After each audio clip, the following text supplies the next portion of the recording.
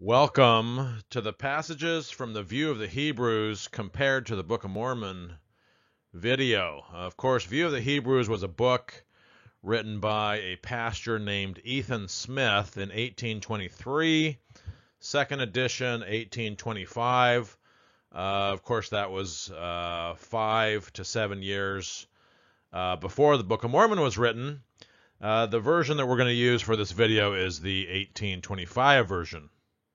All right, so some interesting information here about Oliver Cowdery, one of Joseph Smith's main assistants in restoring the gospel. Cowdery lived in the same town as Ethan Smith, who wrote The View of the Hebrews. That was Poultney, Vermont. Cowdery probably attended the church where Ethan Smith was a pastor as well. So he probably knew about View of the Hebrews, and then he could have easily shared it with Joseph Smith. All right, a couple comments here from the Mormon historian B.H. Roberts. He did a whole Book of Mormon study regarding the View of the Hebrews and parallels to the Book of Mormon. He asked the question, did Ethan Smith's View of the Hebrews furnish structural material for Joseph Smith's Book of Mormon?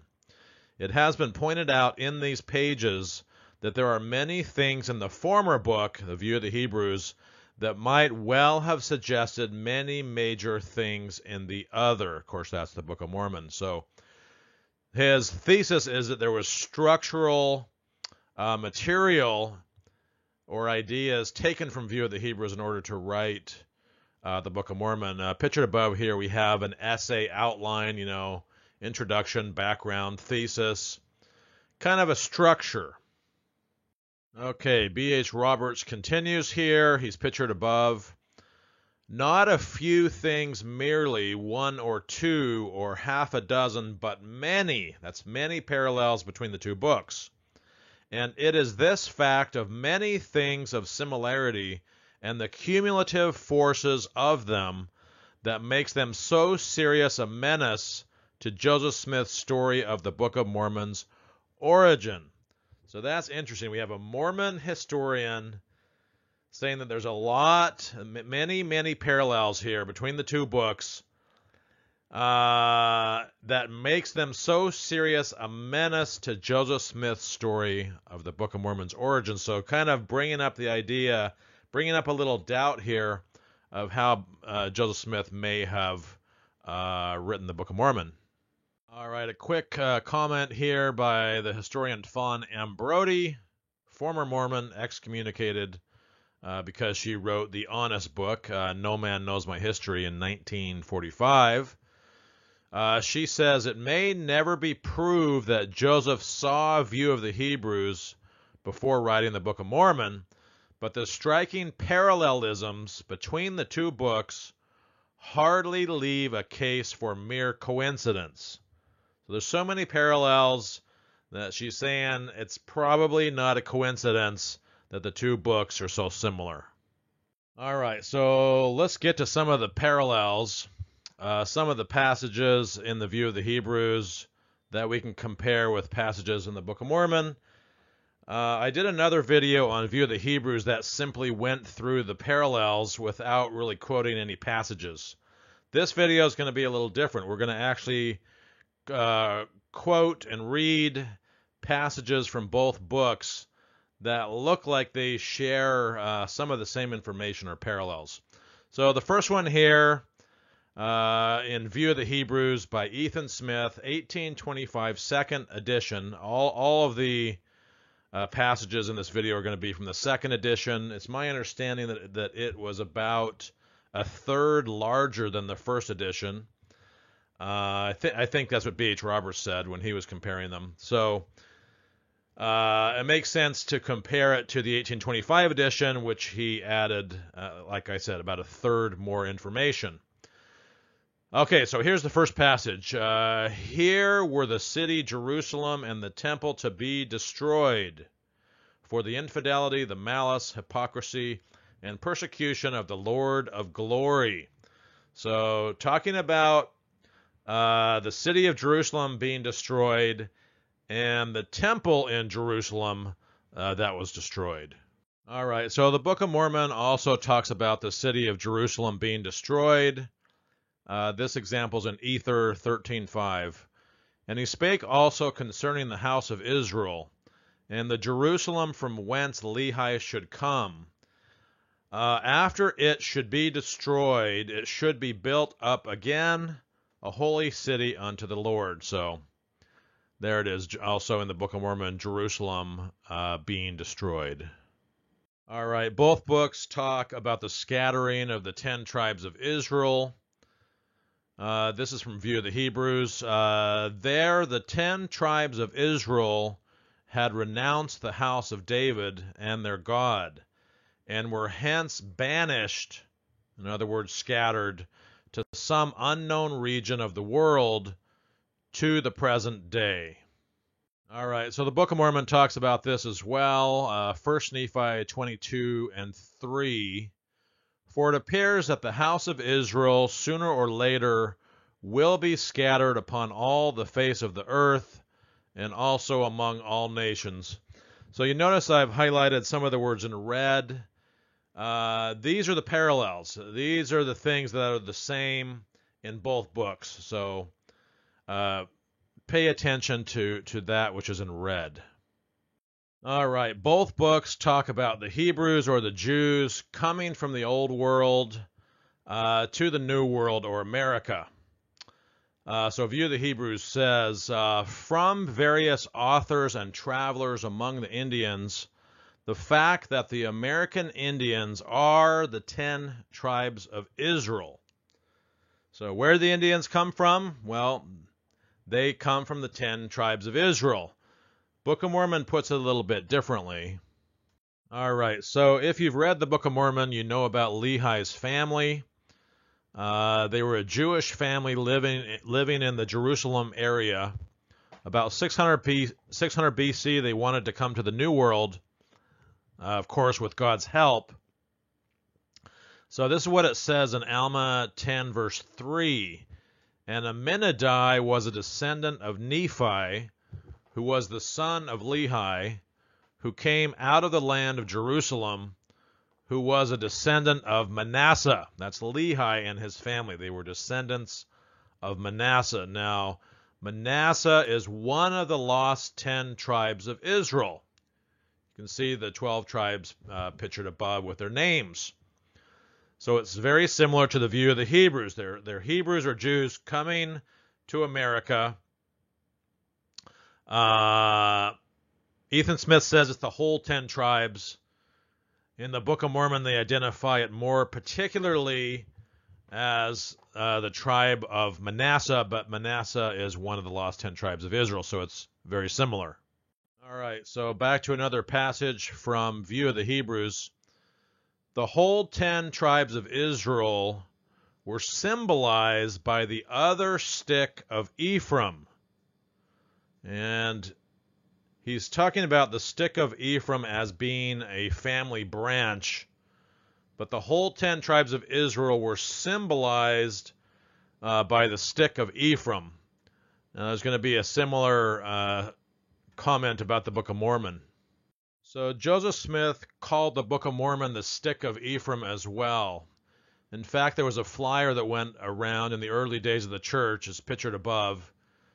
It says, stick of Joseph taken from the hand of Ephraim, a correct copy of the characters taken from the plates from the Book of Mormon.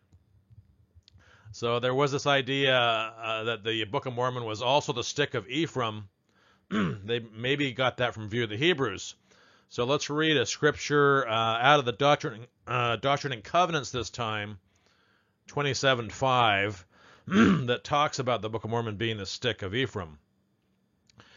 And with Moroni, whom I have sent unto you to reveal the Book of Mormon, containing the fullness of my everlasting gospel, to whom I have committed the keys of the record of the stick of Ephraim. So that's what Moroni was in charge of. The keys of the record of the stick of Ephraim. So that's a similarity there. All right, so according to Ethan Smith, these Jews who came from the old world brought with them a degree of civilization. He says Israel brought into this new American continent a considerable degree of civilization, and the better part of them long labored to maintain it. All right, so Ethan Smith talks about them being civilized in their use of metals. The fact shows that these ancient American inhabitants were not wholly unacquainted with the use of metals. In a large mound in Marietta, maybe Marietta, Georgia, were found 3 large circular bosses composed of copper, overlaid with a thick plate of silver, and also gold was found. So notice the red words here. They're going to show up in the Book of Mormon. So the Book of Mormon also talks about the Nephites being civilized, and it also talks about their use of metals. So this is in Jerome 1, verse 8. The Nephites became exceedingly rich in gold and in silver, fine workmanship of wood in buildings and in machinery, and also in iron and copper and brass and steel, making all manner of tools of every kind to till the ground, and making weapons of war. So you see the similarities here. These Nephites, they're kind of the white Indians, I guess you would say, were civilized. They were acquainted with the use of metals. Notice the red words are all the same as in View of the Hebrews. All right, so Ethan Smith talks about this type of a compass. He says the point of a compass and the address must have been designed for a new world seen in that direction. All right, so he talks about a compass. Does the Book of Mormon mention anything about a compass? So yes, it does talk about a compass. 1 Nephi 16, verse 10. Lehi beheld upon the ground a round ball of curious workmanship, and it was of fine brass, and within the ball were 2 spindles, and the one pointed the way whither we should go into the wilderness. So it was like a compass. And then 2 Nephi 5, verse 12. And also the ball or compass, which was prepared for my father Lehi. So similarities in mentioning compass. All right, so Ethan Smith talks about these 10 tribes and their voyage over the waters to the New World. So he says, and he carried them, the 10 tribes, over the waters, and so came they into another land where never man dwelt. And that's going to be a passage that shows up in the Book of Mormon, where never man dwelt. So the Americas were uninhabited. There was a great way to go, namely of a year and a half, so a long voyage. This place where no man dwelt must, of course, have been unknown by any name. Okay, so a similar statement in the Book of Mormon. This is Ether, chapter 2, verses 5 and 6. The Lord commanded them that they should go forth into the wilderness, yea, into that quarter where there never had man been. So very similar to View of the Hebrews.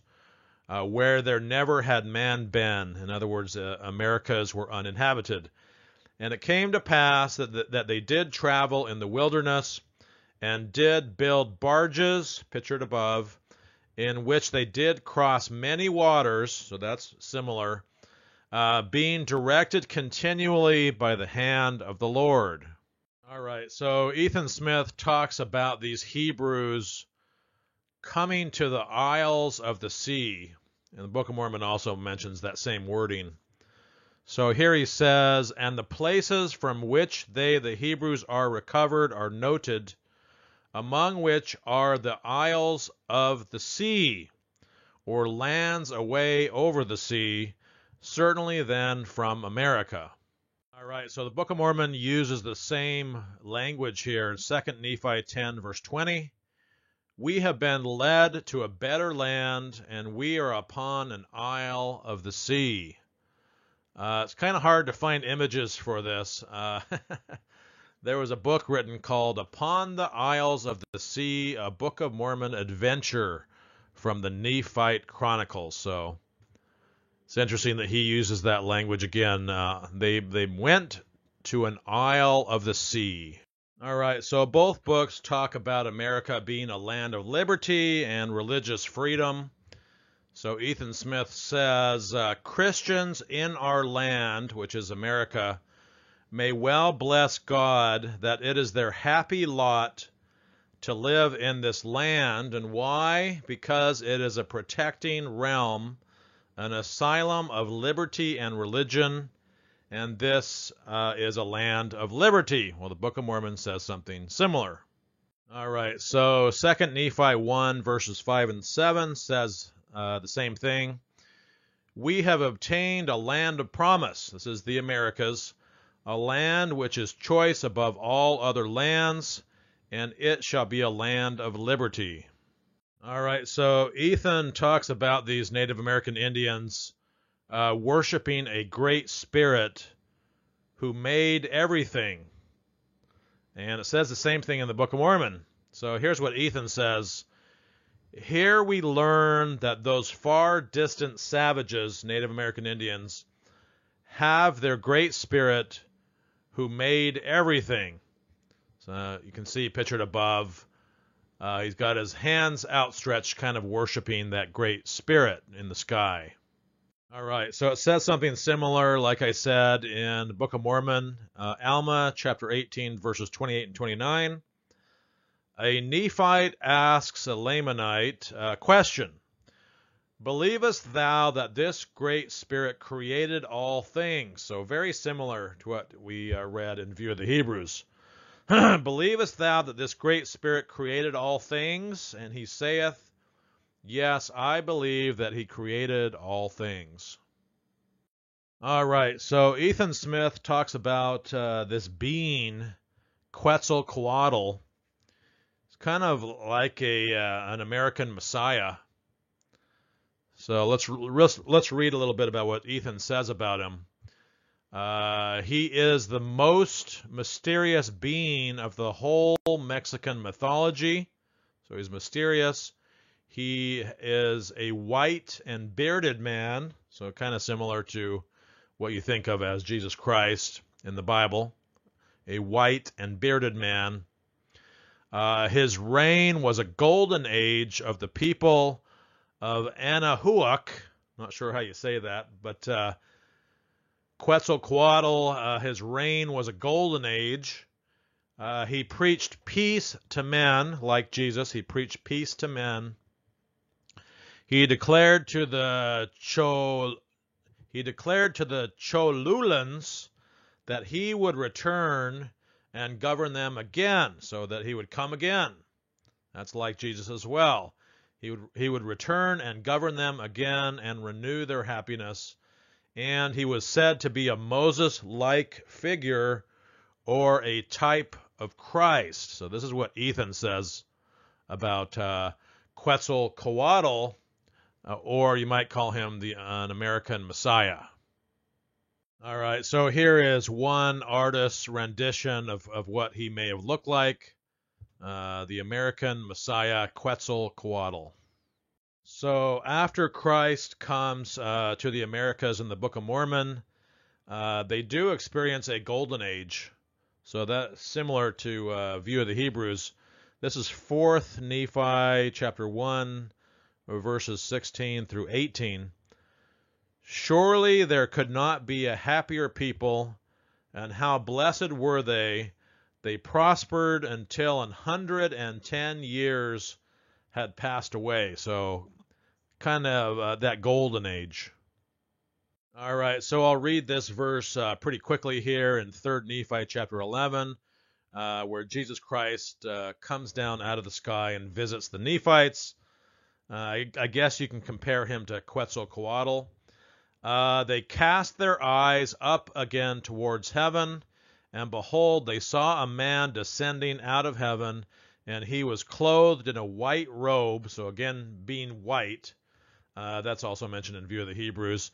And he came down and stood in the midst of them, and the eyes of the whole multitude were turned upon him, and they durst not open their mouths, even one to another, and wist not what it meant, for they thought it was an angel that had appeared unto them.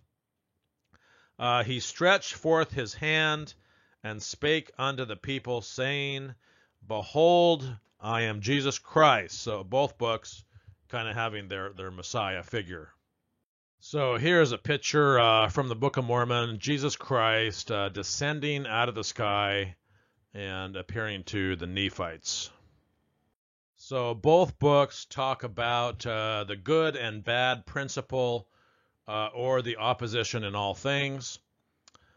Ethan says the struggles of the good and bad principle seem very congenial to ancient revelation. The Book of Mormon puts it like this in 2 Nephi chapter 2, verse 11. For it must needs be that there is an opposition in all things. So those two things are similar. All right, so Ethan Smith talks about people like the Mayans and the Aztecs, the Mexicans, etc., using a writing system similar to the hieroglyphics of Egypt. So this is a very interesting statement here. He says, whence could have been derived the knowledge of the accurate hieroglyphical paintings? Where did they get that knowledge? Which this most learned author exhibits as found among some of the Indians. Unless they had learned them from people to whom the knowledge of hieroglyphics had been transmitted from Egypt, its original source. So here Ethan is postulating the idea that maybe the people like the Aztecs, the Mayans, etc., got their written language from the Egyptians, and specifically from their hieroglyphics. So that's very interesting because, as we know, Joseph Smith said the Book of Mormon was written on the golden plates in an Egyptian language, and more specifically, Reformed Egyptian. All right, so this is what it says in the Book of Mormon, Mormon chapter 9, verse 32. We have written this record according to our knowledge in the characters which are called among us the Reformed Egyptian, being handed down and altered by us according to our manner of speech. So did he get that idea from the View of the Hebrews? Maybe, because it talks about them using those hieroglyphics that maybe they got from the Egyptian hieroglyphics.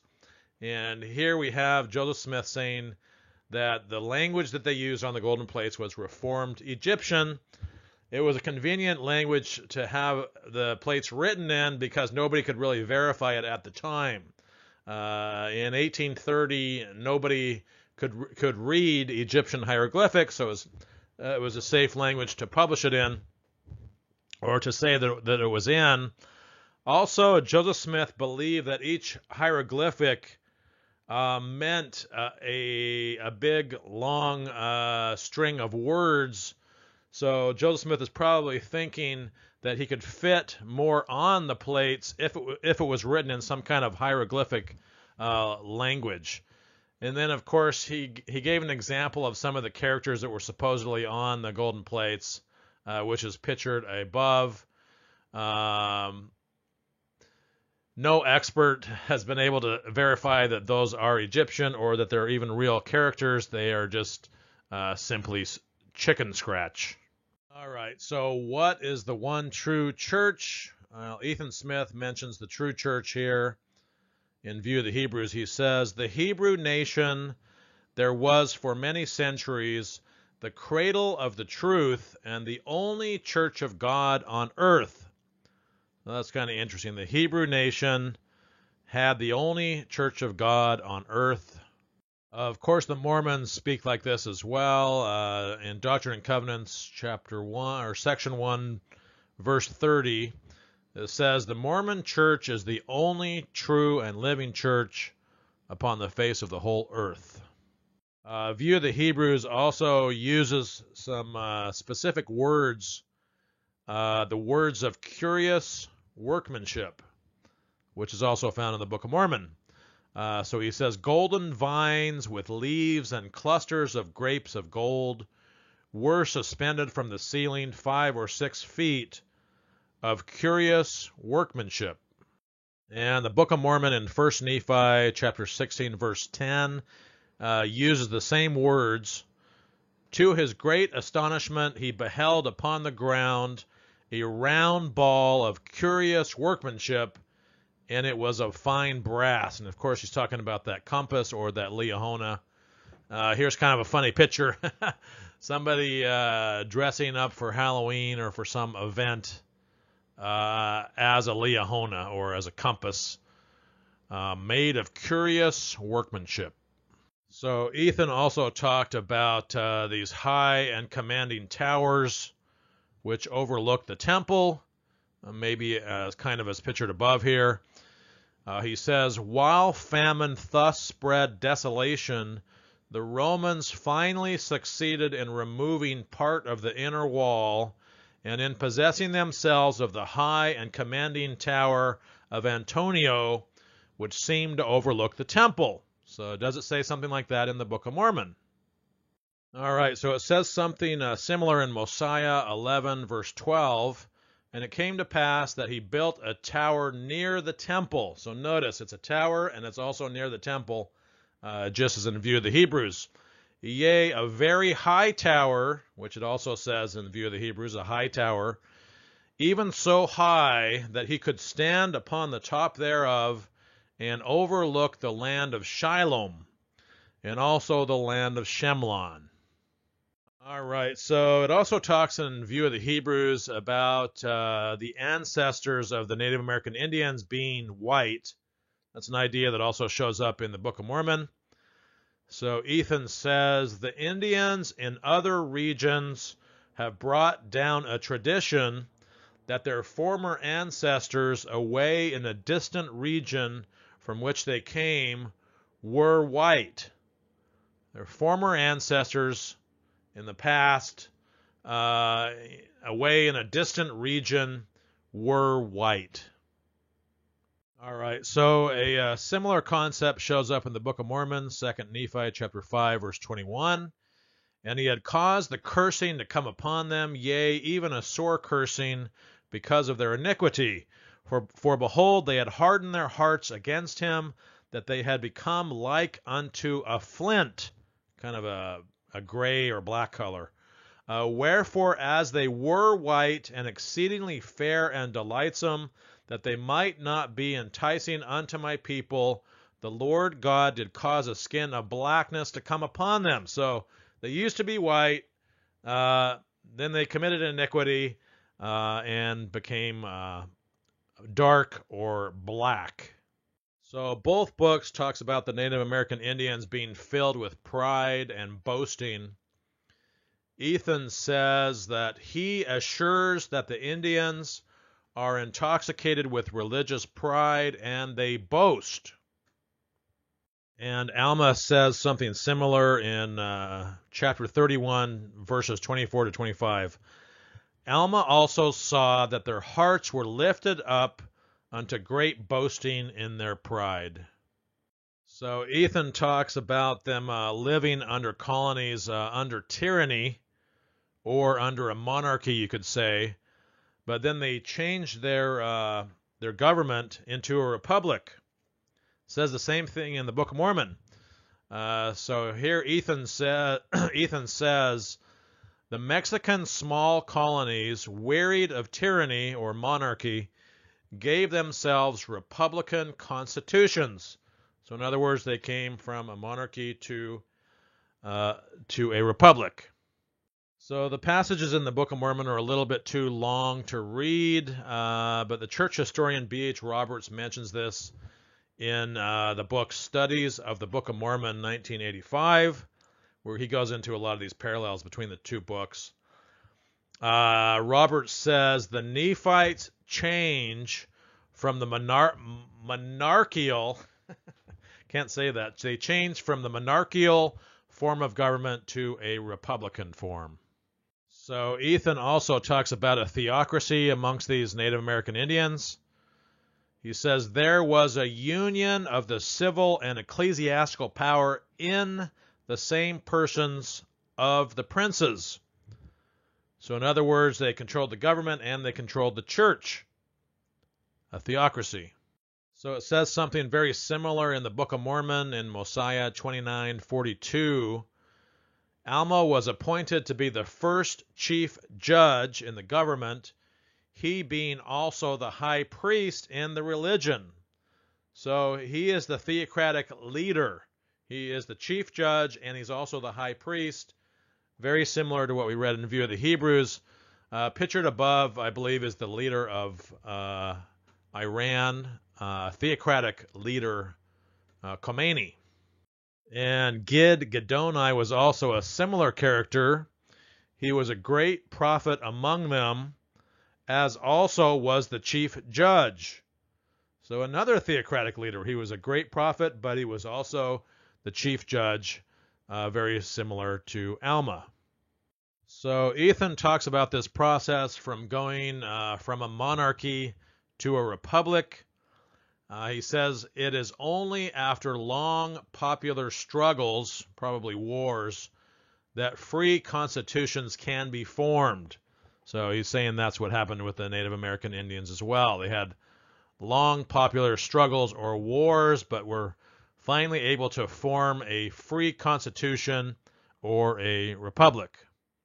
And of course, in the Book of Mormon, we have all the wars, all the struggles.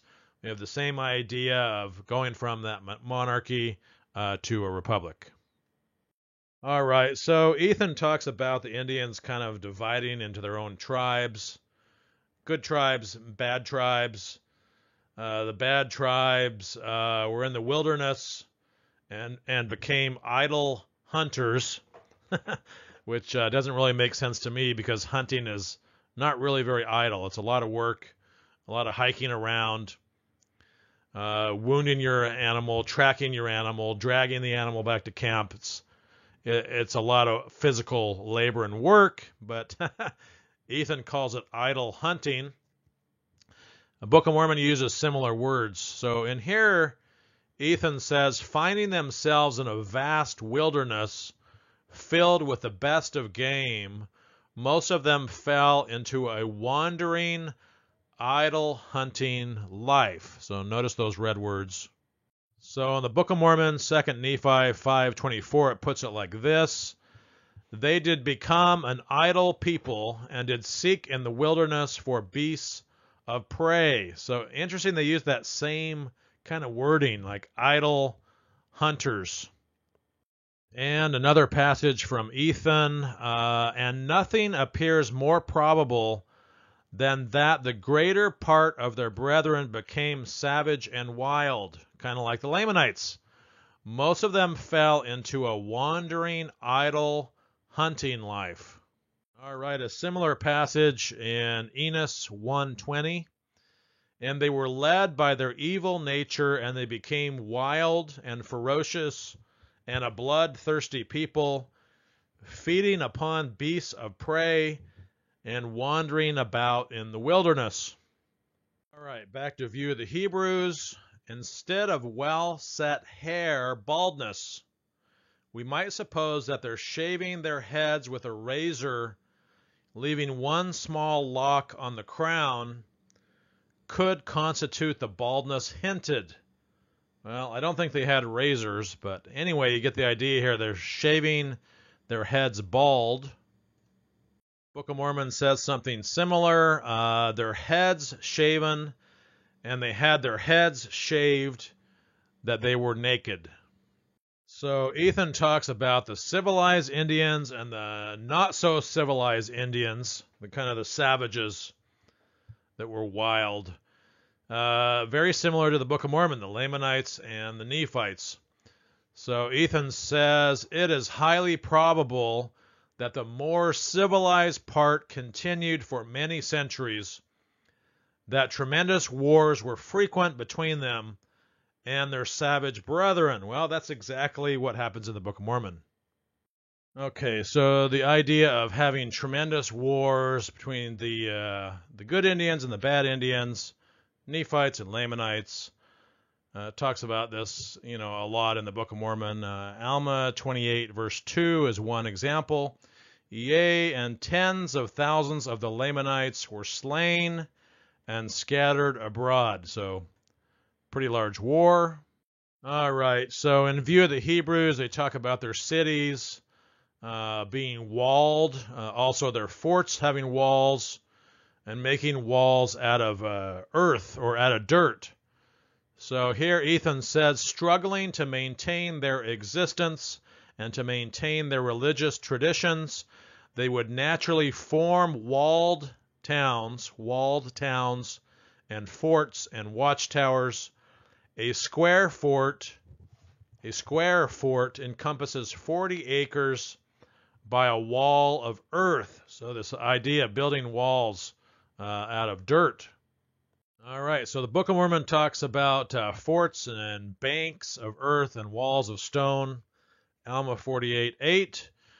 Moroni had been strengthening the armies of the Nephites and erecting small forts, throwing up banks of earth round about to enclose his enemies, and also building walls of stone. So very similar. Okay, Ethan continues. At some distance from this fort is another circular fort with walls from 25 to 30 feet in height, with a ditch just under them. Book of Mormon uses similar language in Alma 49:18. The Lamanites could not get into their forts of security, that is, get into the Nephites' forts, because of the highness of the bank, which was made out of earth, which had been thrown up, and the depth of the ditch, which had been dug round about. So also talking about a ditch and these banks of earth, just like in view of the Hebrews. And Ethan talks about these watchtowers. At 4 different places are watchtowers on elevated ground.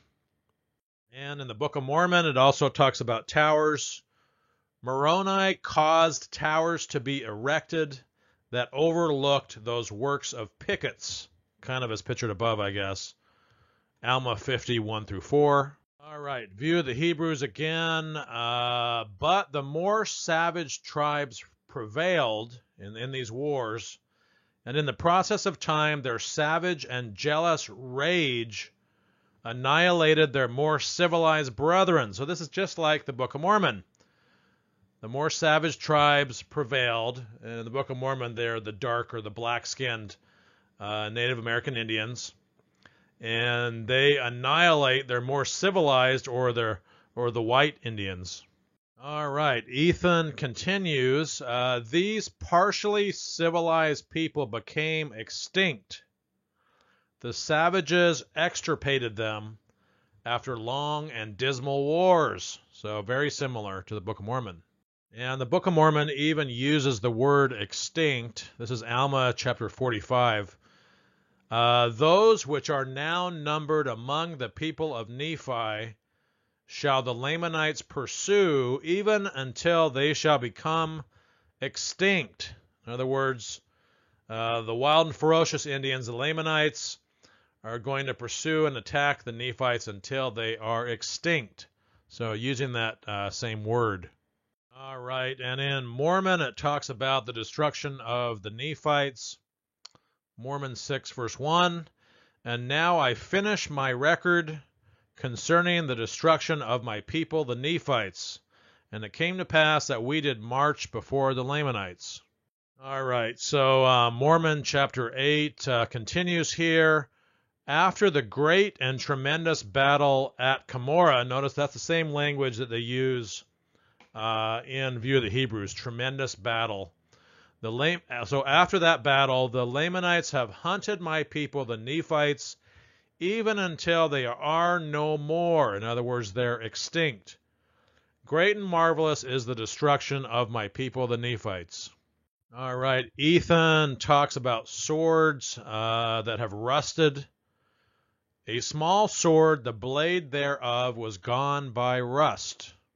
So they change it up a little bit in the Book of Mormon, Mosiah 8:11. Swords, the hilts thereof were cankered with rust. Ethan talks about the remains of bones from these battles. A great quantity of bones, the remains of men slain in some great battle. Book of Mormon in Mosiah 8:8, it says, a land which was covered with the bones of men. View of the Hebrews talks about the wilderness of America and the dry bones, same kind of language in the Book of Mormon. In the vast wilderness of America, where the dry bones of the outcasts of Israel have for thousands of years been scattered. So Mosiah 21:26 puts it this way, and they were lost in the wilderness, nevertheless they did find a land which had been peopled, yea, a land which was covered with dry bones. So they use that same language, dry bones. They also use the word wilderness. I think the bones that they're finding here are from the Jaredites that lived on the American continent earlier. All right, both books condemn polygamy. In view of the Hebrews, they call it foolish, and the people who practice it wicked. Same thing occurs in the Book of Mormon. So let's read this first in view of the Hebrews. A long time ago, it was a good custom. It was a good custom among his people to take but one wife, and that for life. But now they had become so foolish and so wicked that they would take a number of wives at a time and turn them away at pleasure. So in the Book of Mormon, Jacob chapter 2, it says that polygamy and concubines is abominable. Behold, David and Solomon truly had many wives and concubines, which thing was abominable before me. So it agrees with the view of the Hebrews. Saith the Lord, for there shall not any man among you have, save it be one wife, and concubines ye shall have none, for I, the Lord God, delight in the chastity of women. So that's interesting. Both condemning polygamy. Both books talk about a large population of Native American Indians. In view of the Hebrews, it says a population as numerous as that which once animated the borders of the Nile in the Old World. Book of Mormon in Mosiah 8:8 talks about a people who were as numerous as the hosts of Israel, so very similar. All right, view of the Hebrews talks about a lot of cities being established in the Americas. He says Brackenridge calculates that there were 5,000 cities at once full of people. And this is how they put it in the Book of Mormon, 1 Nephi 12, verse 3. Nephi in a vision beheld many generations pass away from the Indians, and I beheld many cities, yea, even that I did not number them. So that means there's a lot, maybe up to 5,000. All right, so in view of the Hebrews, they talk about these populations being quite vast, quite big, covering both North America and South America. He says the hugeness of these works indicates a vast population.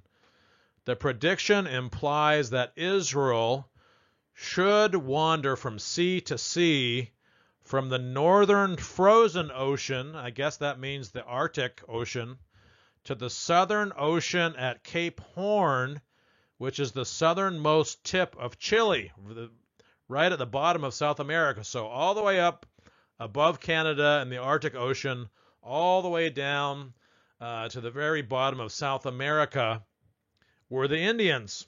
Indians were inhabited in all those places. And from the Pacific Ocean to the Atlantic Ocean. So all of North America and South America. All right, in the Book of Mormon, Helaman chapter 3, verse 8, it talks about where these Indians lived.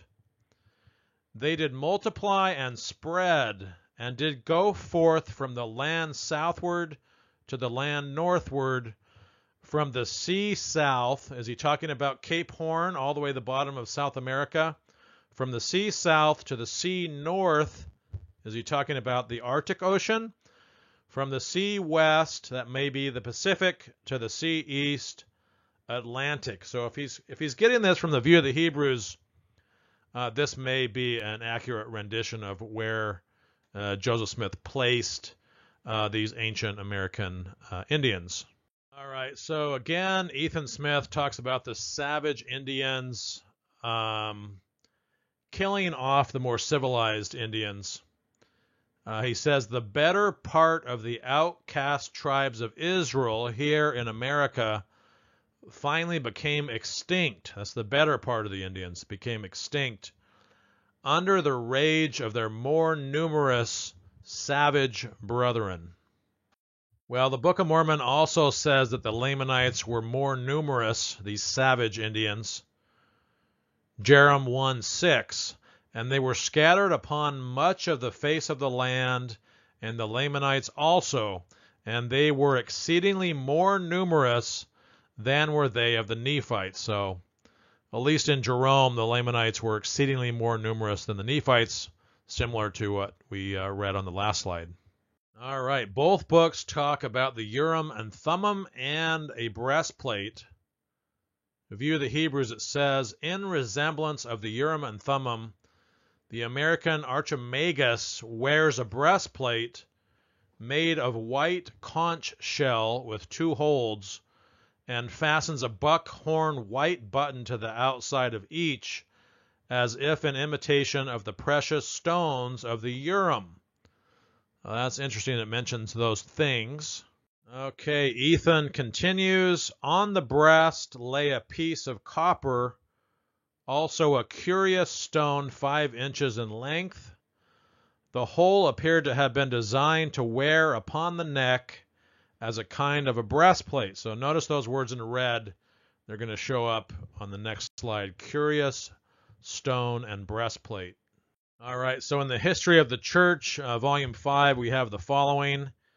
With the records, that is the golden plates, with these records was found a curious instrument, so very similar to the last slide, which the ancients called Urim and Thummim, which consisted of 2 transparent stones set in the rim of a bow fastened to a breastplate.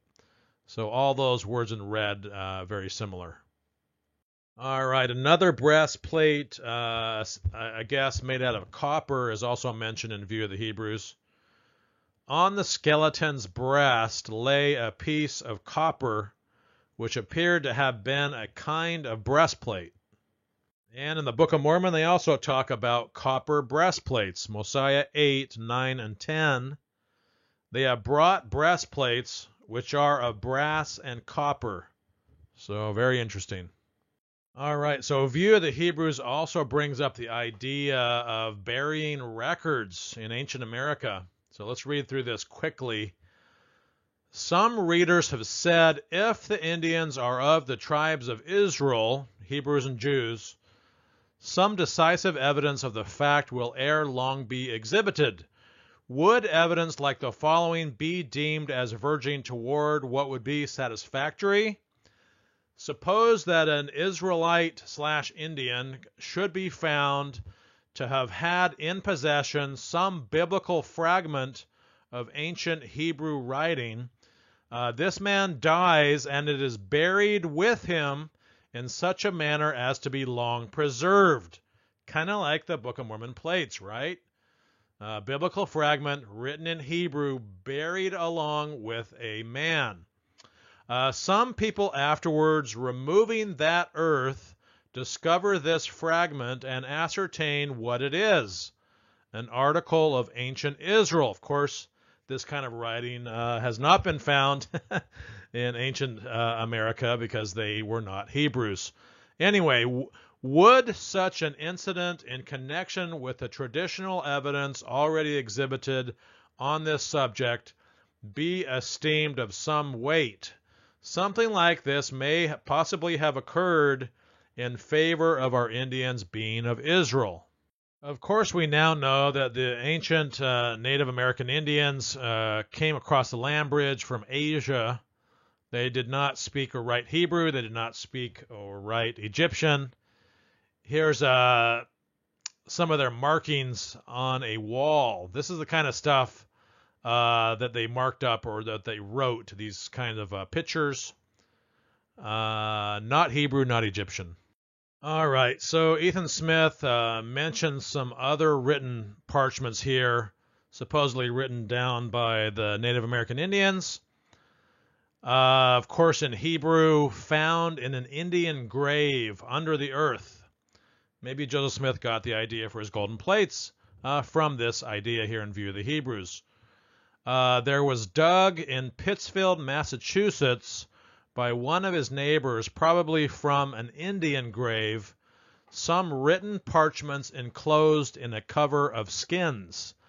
These parchments he obtained, took them to Boston, and had them read, and found them to be the same parchments used in Jewish phylacteries and well written in Hebrew. That's nonsense. If there was any of these parchments written in Hebrew, they came from much later people. All right, so here's the story of the Book of Mormon, the buried plates, the records of the Native American Indians. Mormon 6:6. The records which had been handed down by our fathers were hid up in the hill Cumorah. That's under the earth in the hill Cumorah pictured above.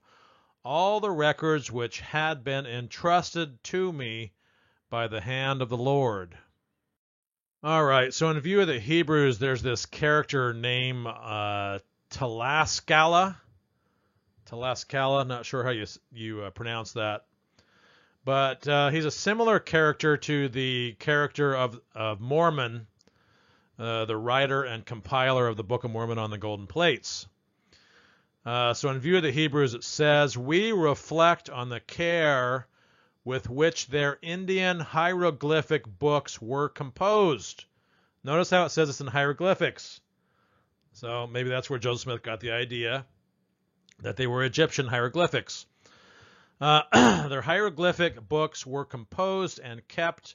A citizen of Tlaskala, in the midst of the tumults of war, wrote in his own language 5 large volumes on the history of a country of ancient America, of which he deplores the subjection.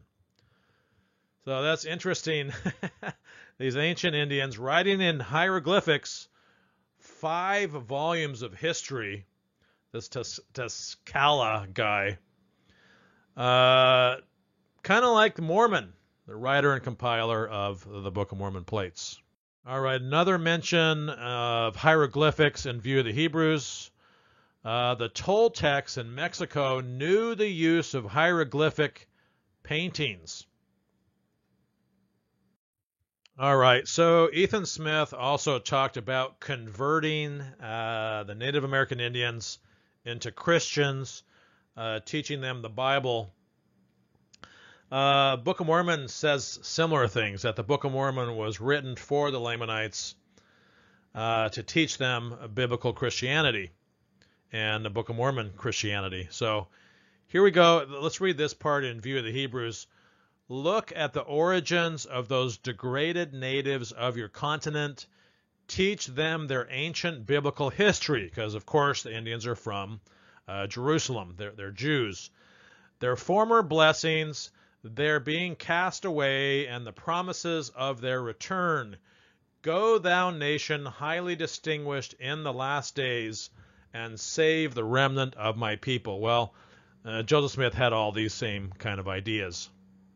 So in the early days of the church, Joseph Smith sent missionaries to the Lamanites, carrying this Book of Mormon record, the record of their peoples written on the golden plates. So these accounts can be found in the Doctrine and Covenants, section 8 and sections 30 and 32. The Lord commanded Oliver Cowdery through the prophet Joseph Smith to go unto the Lamanites and preach my gospel unto them. So very similar to the view of the Hebrews. Also, Peter Whitmer Jr., Parley P. Pratt, Ziba Peterson were also called to accompany Oliver Cowdery on this first official church mission to the Lamanites. All right, in view of the Hebrews, they talk about this Jesus character, not Jesus Christ, but he's son of Ananus, and he ascended the walls, and in a voice still more tremendous than ever, he exclaimed, "Woe, woe to this city, this temple, and this people!" The words were no sooner uttered than a stone from a Roman machine without the walls struck him dead. So all these words in red are going to show up in a similar fashion in the Book of Mormon. All right, so the similar account can be found in the Book of Mormon, Helaman chapter 13. Samuel, a Lamanite, there he is pictured on the wall, went and got upon the wall thereof, similar to the view of the Hebrews, and stretched forth his hand and cried with a loud voice, "Woe unto this great city of Zarahemla! For behold, it is because of those who are righteous that it is saved. Yea, woe unto this great city, woe unto this people." So very similar to the view of the Hebrews. "Ye do cast out the prophets, and do mock them, and cast stones at them." So the casting of the stones is similar. In view of the Hebrews, they had some kind of a machine that they used for casting stones. All right, another statement in view of the Hebrews. The noble Indian wife of Sachem was taken prisoner. She made two requests. One was that her chastity might not be violated, and that her children might not be torn from her. Well, there's similar passages in the Book of Mormon. All right, a similar account here in Moroni 9:9. "Many of the daughters of the Lamanites have they taken prisoner, depriving them of that which was most dear and precious above all things, which is chastity and virtue." So, same kind of ideas. And view the Hebrews, their doleful cruelties to their Indian prisoners of war they performed with savage firmness. So they were cruel to their Indian POWs, prisoners of war. All right, Book of Mormon says something similar, Moroni 9:10. "They did murder the Indian prisoners in a most cruel manner, torturing their bodies even unto death." All right, so what do you think? Do you think there's enough evidence here in this video to show that whoever wrote the Book of Mormon, may not have been Joseph Smith, whoever wrote it, do you think they used the book view of the Hebrews? Or were they just familiar with these ideas in the view of the Hebrews that were kind of floating around in the environment of the time and were in other books as well? But there's a lot of details that seem fairly unique that are in both books that we've gone through in this video. I'll leave that up to you to decide, but that's going to do it for this video. And I thank you for watching the passages from the view of the Hebrews compared to the Book of Mormon video.